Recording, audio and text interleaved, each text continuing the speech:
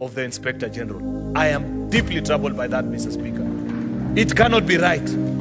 We were in this country, though I was not a leader and I was a young person in university, Mr. Speaker, when we faced the post-election violence, day by day, General Hussein Mohammed will brief the country and speak to the country and give them an update of what is happening. How can we face such a crisis, Mr. Speaker? Up to this particular point, I don't know what the Inspector General thinks. I don't know what is the challenge. We don't know these things that are being discussed. Mr. Speaker, the question at the back of my mind, is this really the right man for this job?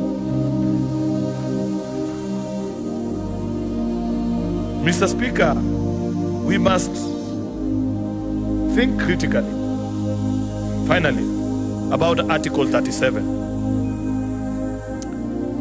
We have had conversations and debates here on this house, whether the demonstrations peaceful or not. How is it that we continue to struggle as a country with this thing of peaceful demonstrations? What is it that we are supposed to do? Can't we guide and provide the way forward so that people can know that if I want to peacefully demonstrate as expected of me, under rights guaranteed under my constitution, what is it that we are supposed to do? Because a new trend is emerging, and we have seen this, Mr. Speaker, where any time when you organize a demonstration, infiltration and separating between those that are peacefully protesting, Mr. Speaker, and those that want to take advantage of the environment and the climate that has been created is difficult to distinguish. And I'd wish to request the House that we don't exit on this motion until first we provide the way forward and guidance. I listened, for example, Mr. Speaker, to one gentleman, one of the organizers of the Occupy Parliament crusade, and he said, according to them, they just wanted to come and sit outside here and listen and make noise as the debate on the finance bill was ongoing. And I said, okay, fair enough. But unfortunately, in the way that they communicated, it was impossible to tell how to do that kind of an occupation.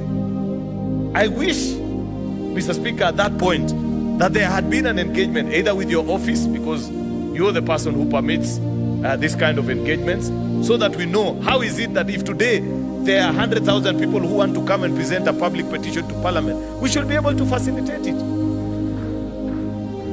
so that they know what time they'll come, what they want to do, so that we set the rules and agree and people know. And we don't provide an environment or a climate that is right for people with sinister motives, Mr. Speaker. I know for a fact that it was not the design of the young people that wanted to protest outside Parliament for Parliament to look like it looks this afternoon. They had no intention of banning anything. I don't think it was in their design to destroy the amount of property that has been destroyed here. I don't think it was in their design, Mr. Speaker, for members to flee for their life. They wanted to come and present a petition. Therefore, we have to think and propose as a way forward of how is it that we can guarantee every citizen how we protect their rights, because there are two inherent dangers, Mr. Speaker.